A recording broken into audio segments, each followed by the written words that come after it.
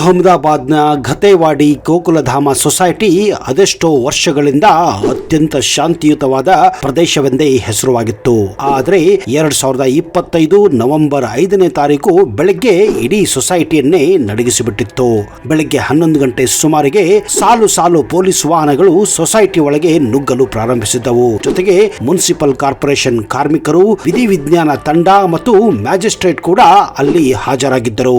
ಎಲ್ಲಕ್ಕಿಂತ ಹೆಚ್ಚಾಗಿ ಸಂಕೋಲೆ ತೊಟ್ಟಿದ್ದ ಒಬ್ಬ ವ್ಯಕ್ತಿಯನ್ನ ಪೊಲೀಸರು ಕರೆತಂದಾಗ ಅಲ್ಲಿ ನೆರೆದಿದ್ದ ಜನರಿಗೆ ಪರಿಸ್ಥಿತಿಯ ಗಂಭೀರತೆ ಈಗ ಅರ್ಥವಾಗಿತ್ತು. ಹೌದು, A6 ಸಂಖ್ಯೆಯ ಮನೆಯೊಳಗೆ ಅಂತಹದೇನಿತ್ತು ಅಂತ ಎಲ್ಲರೂ ಕುತೂಹಲದಿಂದ ಕಾಯುತ್ತಿದ್ದರು. ಕಳೆದ 14 ತಿಂಗಳಿಂದ ಆ ಮನೆಯ ಕಿಚನ್ ಅಡಿಯಲ್ಲಿ ಯಾವ ಭೀಕರ ಸತ್ಯ ಹೂತು ಹೋಗಿದೆ ಎಂಬ ಕುತೂಹಲ ಎಲ್ಲರನ್ನ ಕಾಡುತ್ತಿತ್ತು. ಹೌದು, ಈ ಕತೆ ಶುರುವಾಗುವುದು ಬಿಹಾರ್ನ ಸಿವಾನ್ ಜಿಲ್ಲೆಯ ರಾಂಪುರ್ ಗ್ರಾಮದಿಂದ. ಸಮೀರ್ ಅನ್ಸಾರಿ ಮತ್ತು ರೂಬಿ ಎಂಬುವರು ಪರಸ್ಪರ ಪ್ರೀತಿಸಿ ಮನೆಯವರ ವಿರೋಧದ ನಡುವೆ ವಿವಾಹ ಆಗ್ತಾರೆ. ಜೀವನದಲ್ಲಿ ನೆಮ್ಮದಿಯನ್ನ ಹುಡುಕುತ್ತಾ 1600 ಕಿಲೋಮೀಟರ್ ದೂರದ ಗುಜರಾತ್ನ ರಾಜಧಾನಿ ಅಹಮದಾಬಾದ್ಗೆ ಬಂದು ನೆಲೆಸುತ್ತಾರೆ. ಸಮೀರ್ ಒಬ್ಬ ಪರಿಶ್ರಮಿ ಮೇಸ್ತ್ರಿಯಾಗಿದ್ದ. ಹಗಲು ರಾತ್ರಿ ದುಡಿದು ತನ್ನ ಹೆಂಡತಿ ಮತ್ತು 2 ಮಕ್ಕಳಿಗಾಗಿ ಗೋಕುಲಧಾಮ ಸೊಸೈಟಿಯಲ್ಲಿ ಒಂದು ಪುಟ್ಟ ಮನೆಯನ್ನ ಕಟ್ಟಿಕೊಂಡಿದ್ದ. ಎಲ್ಲವೂ ಚೆನ್ನಾಗಿ ಇತ್ತು. ಆದರೆ ಅಲ್ಲಿಗೆ ನೋಡಿ ಇಮ್ರಾನ್ ಅಕ್ಬರ್ ವಘೇಲಾ ಎಂಬುವನ ಪ್ರವೇಶವಾಗುತ್ತದೆ. ಸಮೀರ್ ಕೆಲಸಕ್ಕೆ ಹೋದ ಸಮಯದಲ್ಲಿ ಇಮ್ರಾನ್ ಆ ಮನೆಗೆ ಬಂದು ಹೋಗುತ್ತಿದ್ದ. ಸಮೀರ್ ನಂಬಿಕೆಯ ಬೆನ್ನಿಗೆ ರೂಬಿ ಅಂದ್ರೆ ಅವನ ಹೆಂಡತಿ ಚೂರಿ ಹಾಕಿಬಿಟ್ಟಿದ್ದಳು. ನೆರೆಹೊರೆಯವರು ಹಾಗೂ ಸ್ನೇಹಿತರು ಈ ಬಗ್ಗೆ ಸಮೀರ್ಗೆ ಎಚ್ಚರಿಸಿದಾಗೆಲ್ಲ ಅವನು ತನ್ನ ಹೆಂಡತಿಯನ್ನ ಅಪಾರವಾಗಿ ನಂಬುತ್ತಿದ್ದ. ಅವಳ ಬಗ್ಗೆ ಯಾವುದೇ ಒಂದು ಕೆಟ್ಟ ವಿಷಯವನ್ನ ಕೇಳಲು ಅವನು ಸುತಾರಾಮ್ ತಯಾರಿರಲಿಲ್ಲ. ಆದ್ರೆ ಒಂದು ದಿನ ಸಂಜೆ ಕೆಲಸ ಮುಗಿಸಿ ಬೇಗನೆ ಮನೆಗೆ ಬಂದಾಗ ತನ್ನ ಕಣ್ಣಾರೆ ಹೆಂಡತಿ ಮತ್ತು ಇಮ್ರಾನ್ ಅನ್ನ ಅಕ್ರಮ ಸಂಬಂಧದಲ್ಲಿ ಕಂಡು ಸ್ತಬ್ಧನಾಗಿ ಹೋಗಿದ್ದ. ಆ ದಿನದ ನಂತರ ಸುಖವಾಗಿದ್ದ ಆ ಸಂಸಾರ ನರಕವಾಗಿ ಬಿಟ್ಟಿತ್ತು. ಸಮೀರ್ ಕುಡಿತಕ್ಕೆ ದಾಸನಾಗಿ ರೂಬಿಯ ಮೇಲೆ ಹಲ್ಲೆ ಮಾಡಲು ಪ್ರಾರಂಭ ಮಾಡುತ್ತಾನೆ. ಅದು ಆಗಸ್ಟ್ 14, 2024 ಕರಾಳ ರಾತ್ರಿ. ಸಮೀರ್ ಎಂದಿನಂತೆ ಕುಡಿದು ಮನೆಗೆ ಬಂದಿದ್ದಾನೆ. ಆದರೆ ರೂಬಿ ಅಂದು ಸುಮ್ಮನೆ ಕೂಡಲು ನಿರ್ಧರಿಸಿರಲಿಲ್ಲ. ಅವಳು ತನ್ನ ಪ್ರೇಮಿ ಇಮ್ರಾನ್ ಅನ್ನ ಮೊದಲೇ ಮನೆಗೆ ಕರೆಸಿಕೊಂಡಿದ್ದಳು. ಸಮೀರ್ ಮತ್ತು ರೂಬಿ ನಡುವೆ ಜಗಳ ಆರಂಭವಾಗುತ್ತಿದ್ದಂತೆ ಬಾಗಿಲ ಹಿಂದೆ ಅಡಗಿದ್ದ ಇಮ್ರಾನ್ ಸಮೀರನ ಮೇಲೆ ಮುಗಿಬಿದ್ದಿದ್ದಾನೆ.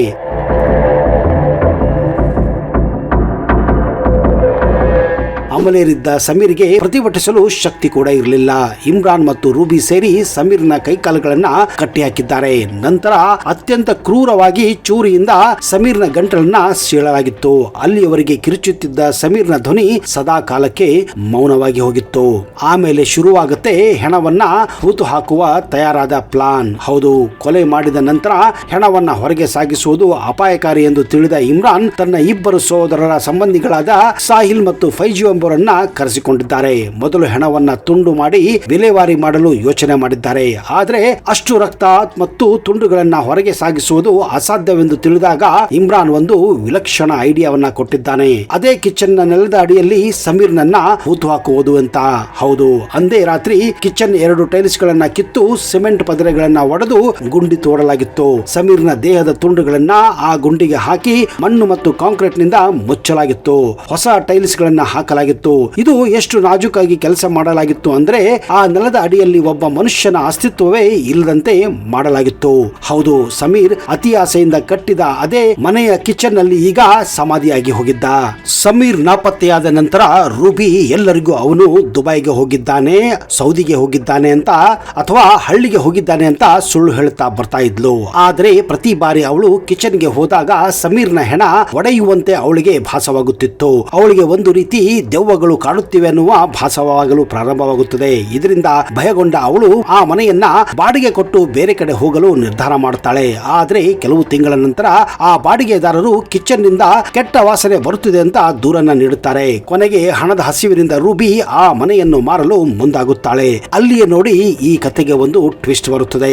ಹೌದು, ಆದ್ರೆ ಆಸ್ತಿ ಮಾರಾಟಗಾರನಿಗೆ ಸಮೀರ್ ಅನ್ಸಾರಿ ಸಹಿಬೇಕಾಗಿತ್ತು. ರೂಬಿ ತನ್ನ ಗಂಡ ದುಬೈನಲ್ಲಿದ್ದಾನೆ, ಹಳ್ಳಿಯಲ್ಲಿದ್ದಾನೆ ಅಂತ ಬೇರೆ ಬೇರೆ ಕಥೆಗಳ ಕತೆಗಳನ್ನ ಹೇಳಲು ಶುರು ಮಾಡಿದ್ದಳು. ರೂಬಿಯ ಮಾತು ಕೇಳಿ ಆ ಡೀಲರ್ಗೆ ಒಂದು ರೀತಿಯ ಸಂಶಯ ಬಂದಿದೆ. ಹೀಗಾಗಿ ಆ ಪ್ರಾಪರ್ಟಿ ಡೀಲರ್ ಡೈರೆಕ್ಟ್ ಆಗಿ ಹೋಗಿ ಪೊಲೀಸರಿಗೆ ಮಾಹಿತಿಯನ್ನ ನೀಡಿದ್ದಾನೆ. ಅಹಮದಾಬಾದ್ ನ crime branch inspector JS Jadeja ಅವರು ಸಮೀರ್ ಬ್ಯಾಂಕ್ ಖಾತೆ ಮತ್ತು ಮೊಬೈಲ್ ರೆಕಾರ್ಡ್ ಅನ್ನ ಪರಿಶೀಲನೆ ಮಾಡಿದಾಗ ಕಳೆದ 14 ತಿಂಗಳಿಂದ ಯಾವುದೇ ವ್ಯವಹಾರ ನಡೆದಿಲ್ಲ ಎಂಬುದು ಸಾಬೀತಾಗುತ್ತದೆ. ಪೊಲೀಸರು ಇಮ್ರಾನ್ ಮತ್ತು ರೂಬಿಯನ್ನ ವಶಕ್ಕೆ ಪಡೆದು ಬೆಂಡೆತ್ತಿದಾಗ ಇಮ್ರಾನ್ ಸತ್ಯವನ್ನ ವಾಂತಿ ಮಾಡಿಬಿಟ್ಟಿದ್ದ. ಹೌದು, ನವೆಂಬರ್ 5ರಂದು ಪೊಲೀಸರು ಕಿಚನ್ ಅಗೆಯಲು ಶುರು ಮಾಡುತ್ತಾರೆ.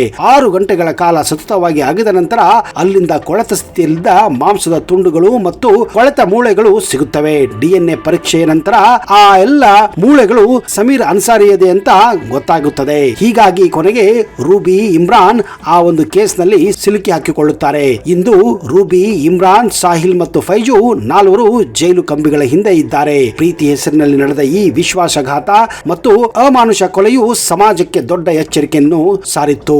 ಈ ಕಥೆ ನಮಗೆ ಹೇಳುವುದು ಒಂದೇ ಸ್ನೇಹಿತರೆ, ಸತ್ಯವನ್ನ ಎಷ್ಟೇ ಆಳದಲ್ಲೂ ಹೂತು ಹಾಕಿದರೂ ಒಂದು ದಿನ ಅದು ಹೊರಗೆ ಬಂದೇ ಬರುತ್ತದೆ ಅಂತ.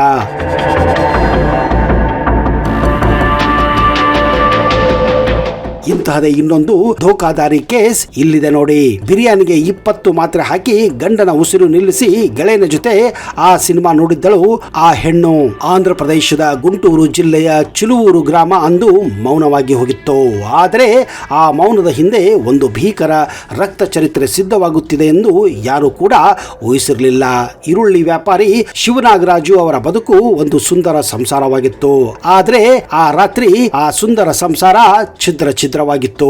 ಮೃತ ವ್ಯಕ್ತಿ ಲೋಕಂ ಶಿವನಾಗರಾಜು ಈರುಳ್ಳಿ ವ್ಯಾಪಾರ ಮಾಡಿಕೊಂಡು ಸುಂದರ ಸಂಸಾರವನ್ನ ಮಾಡಿಕೊಂಡು ಹೋಗುತ್ತಿದ್ದ. 2007ರಲ್ಲಿ ಲಕ್ಷ್ಮೀ ಮಾಧುರಿ ಎಂಬಾಕೆಯನ್ನ ನಾಗರಾಜು ಮದುವೆಯಾಗಿದ್ದಾನೆ. ದಂಪತಿಗೆ 2 ಗಂಡ ಮಕ್ಕಳಿದ್ದಾರೆ. ನಾಗರಾಜು ಪತ್ನಿ ಮಾಧುರಿ ವಿಜಯವಾಡದ ಸಿನಿಮಾ ಥಿಯೇಟರ್ ಒಂದರಲ್ಲಿ ಟಿಕೆಟ್ ಕೌಂಟರ್ ನಲ್ಲಿ ಕೆಲಸ ಮಾಡುತ್ತಿದ್ದಳು. ಈ ಸಮಯದಲ್ಲಿ ಸತ್ಯನಪಲ್ಲಿ ನಿವಾಸಿ ಕಾರ್ ಚಾಲಕನಾಗಿದ್ದ ಗೋಪಿ ಎಂಬಾತನ ಪರಿಚಯ ಅವರಿಗಾಗುತ್ತದೆ. ಈ ರೀತಿ ಪರಿಚಯ ಸ್ನೇಹಕ್ಕೆ ತಿರುಗುತ್ತದೆ. ಆ ಸ್ನೇಹ ಮುಂದೆ ಪ್ರೀತಿಗೆ ತಿರುಗುತ್ತದೆ. ಆ ಪ್ರೀತಿ ಮುಂದೆ ಲೈಂಗಿಕತೆಗೂ ಕೂಡ ತಿರುಗುತ್ತದೆ. ಗಂಡನಿದ್ರು ಗೋಪಿ ಜೊತೆ ಅಕ್ರಮ ಸಂಬಂಧವನ್ನ ಮುಂದುವರಿಸುತ್ತಾಳೆ. ಅಕ್ರಮ ಸಂಬಂಧ ಹಿನ್ನೆಲೆಯಲ್ಲೇ ಗಂಡನಿಗೆ ಈರುಳ್ಳಿ ವ್ಯಾಪಾರ ತಡೆದ ಮಾಧುರಿ ಆತನನ್ನ ಹೈದರಾಬಾದ್ಗೆ ಕೆಲಸಕ್ಕೆ ಹೋಗುವಂತ ಸತಾಯಿಸುತ್ತಾಳೆ. ಆದ್ರೆ ನಾಗರಾಜ್ ಹೈದರಾಬಾದ್ಗೆ ಹೋದರೂ ಕೂಡ ಆಗಾಗ ಹೈದರಾಬಾದ್ನಿಂದ ಚಿಲೂರಿಗೆ ಬಂದು ಉಳಿದುಕೊಳ್ಳುತ್ತಿದ್ದ. ಇದು ಗಂಡ ಹೆಂಡತಿ ನಡುವಿನ ಭಿನ್ನಾಭಿಪ್ರಾಯಕ್ಕೆ ಕಾರಣವಾಗುತ್ತದೆ. ಅದು ಜನವರಿ 18. ಮಾಧುರಿ ಮನೆಯಲ್ಲಿ ಬಿರಿಯಾನಿ ಮಾಡಿದ್ದಾಳೆ. ಬಿರಿಯಾನಿಯಲ್ಲಿ 20 ನಿದ್ರೆ ಮಾತ್ರೆ ಸೇರಿಸಿದ್ರಿಂದ ಅದನ್ನು ತಿಂದ ನಾಗರಾಜು ನಿದ್ದೆಗೆ ಜಾರಿದ್ದಾನೆ. ನಾಗರಾಜು ಗಾರ್ಡನ್ನಲ್ಲಿದ್ದಾಗ ರಾತ್ರಿ ಸುಮಾರು 11:30ಕ್ಕೆ ಗೋಪಿಯನ್ನ ಮಾಧುರಿ ಕರೆಸಿಕೊಂಡಿದ್ದಾಳೆ. ಈ ವೇಳೆ ಇಬ್ಬರು ಪ್ಲಾನ್ ಮಾಡಿ ನಾಗರಾಜುವಿನ ಉಸಿರು ನಿಲ್ಲಿಸಿದ್ದಾರೆ. ನಾಗರಾಜು ಎದೆ ಮೇಲೆ ಗೋಪಿ ಕುಳಿತು ದೇಹ ಅಲ್ಲಾಡಿಸದಂತೆ ಹಿಡಿದಿದ್ದಾನೆ. ಮಾಧುರಿ ದಿಂಬಿನಿಂದ ಉಸಿರುಗಟ್ಟಿಸಿ ಗಂಡನನ್ನ ಕೊಂದು ಬೀಸಾಕಿದ್ದಾಳೆ.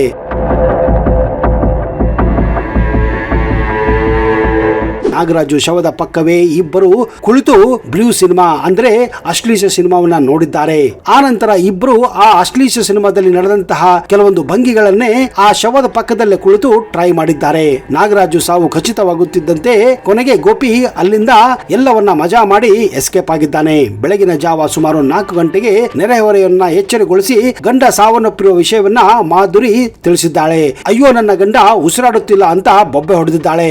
ಆದ್ರೆ ಅಕ್ಕಪಕ್ಕದ ಜನರಿಗೆ ಯಾಕೋ ಇವಳ ಮೇಲೆ ಅನುಮಾನ ಬಂದಿದೆ. ಯಾಕಂದ್ರೆ ನಾಗರಾಜು ಮತ್ತು ಮಾಧುರಿ ನಡುವೆ ಆಗಾಗ ಜಗಳಗಳು ನಡೆಯುತ್ತಿದ್ದವು. ಮಾಧುರಿಯ ಅಕ್ರಮ ಸಂಬಂಧ ವಿಷಯ ತಿಳಿದ ಸ್ಥಳೀಯರಿಗೆ ನಾಗರಾಜು ಸಾವಿನ ಬಗ್ಗೆ ಆರಂಭದಲ್ಲಿ ಅನುಮಾನ ವ್ಯಕ್ತವಾಗಿದೆ. ಆದರೂ ಎಲ್ಲ ಸಂಬಂಧಿಕರು, ಕುಟುಂಬಸ್ಥರು, ಸ್ನೇಹಿತರು ಸೇರಿ ನಾಗರಾಜುನ ದೇಹವನ್ನ ಶವ ಸಂಸ್ಕಾರ ಮಾಡಲು ಮುಂದಾಗಿದ್ದಾರೆ. ಆದ್ರೆ ಅಂತ್ಯಕ್ರಿಯೆ ವೇಳೆ ಮೂಗು ಮತ್ತು ಕಿವಿಯಲ್ಲಿ ರಕ್ತ ಬಂದಿರುವುದನ್ನ ನಾಗರಾಜು ಗೆಳೆಯರು ಅವನ ತಂದೆಗೆ ವಿಷಯವನ್ನ ತಿಳಿಸಿದ್ದಾರೆ. ಮಗನ ಸಾವಿನ ಬಗ್ಗೆ ಅನುಮಾನ ವ್ಯಕ್ತಪಡಿಸಿ ನಾಗರಾಜು ತಂದೆ ಪೊಲೀಸ್ ಠಾಣೆಗೆ ತೆರಳಿ ದೂರನ್ನ ಸಲ್ಲಿಸಿದ್ದಾರೆ. ಅಂತ್ಯಕ್ರಿಯೆ ನಿಲ್ಲಿಸಿ ಮೃತದೇಹವನ್ನ ಮರಣೋತ್ತರ ಶವ ಪರೀಕ್ಷೆಗಾಗಿ ರವಾನೆ ಮಾಡಲಾಗಿತ್ತು. ಮರಣೋತ್ತರ ಶವ ಪರೀಕ್ಷೆಯಲ್ಲಿ ಪಕ್ಕೆಲುಬುಗಳು ಮುರಿದಿರುವುದು ಮತ್ತು ಉಸಿರುಗಟ್ಟಿ ಸಾವನ್ನಪ್ಪಿರುವುದು ದೃಢವಾಗುತ್ತದೆ. ಈ ಅನುಮಾನದ ಮೇಲೆ ಮಾಧುರಿಯನ್ನ ವಶ ಪಡೆದುಕೊಂಡು ವಿಚಾರಣೆ ನಡೆಸಿದಾಗ ಸತ್ಯವನ್ನ ಮಾಧುರಿ ಒಪ್ಪಿಕೊಂಡಿದ್ದಾಳೆ. ಪ್ರಿಯಕರ ಗೋಪಿ ಜೊತೆ ಸೇರಿ ಕೃತ್ಯ ಎಸಗಿರುವುದಾಗಿ ತಪ್ಪನ್ನ ಒಪ್ಪಿಕೊಂಡಿದ್ದಾಳೆ. ಹೌದು ಸ್ನೇಹಿತರೆ, ಕೇವಲ ಕ್ಷಣಿಕ ಸುಖಕ್ಕಾಗಿ 17 ವರ್ಷದ ಸಂಸಾರನ ಈಕೆ ಬೀದಿ ಮಾಡಿದ್ದಳು. ಇಂದು ಮಾಧುರಿ ಮತ್ತು ಗೋಪಿ ಇಬ್ಬರು ಜೈಲು ಕಂಬಿ ಎಣಿಸುತ್ತಿದ್ದಾರೆ.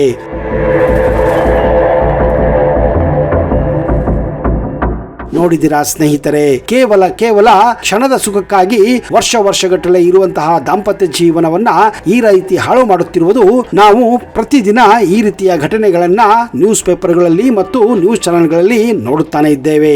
ಈ ಧೋಕಾದಾರಿ ಮುಂದುವರಿತಾನೆ ಇದೆ. ಇದಕ್ಕೆ ಯಾವಾಗ ಅಂತ್ಯ ಸಿಗುತ್ತೋ ಗೊತ್ತಿಲ್ಲ. ಇಂತಹದೇ ಅನುಭವಗಳು, ಇಂತಹದ ಅನಿಸಿಕೆಗಳು, ಇಂತಹದೇ ಕೆಲವು ಘಟನೆಗಳು ನಿಮ್ಮ ಅಕ್ಕಪಕ್ಕ ನಡೆದಿದ್ರೆ ದಯವಿಟ್ಟು ಅಂತದನ್ನ ಕಮೆಂಟ್ ಬಾಕ್ಸ್ ಅಲ್ಲಿ ಹಾಕಿ.